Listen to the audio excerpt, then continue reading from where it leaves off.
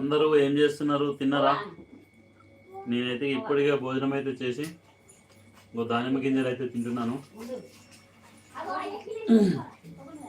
మనం భోజనం చేయగానే ఏదైనా ఒక ఫ్రూట్స్ అయితే తీసుకోవాలి. అరటి పండ్లు కానీ, దానిమ్మ పండ్లు కానీ, అలాగే యాపిల్స్ కానీ ఏదన్నా ఒకటి తినాలి. ఆరోగ్యానికి చాలా మంచిది అన్నట్టు.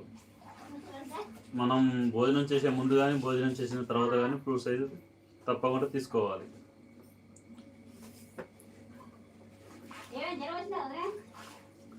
ఇలా చేయడం వల్ల తొందరగా డైజెషన్ అవుతుంది. మనం ఏది తిన్నా తొందరగా అరుగుతుంది. మన బాడీ ఫిట్నెస్ బాగుంటుంది.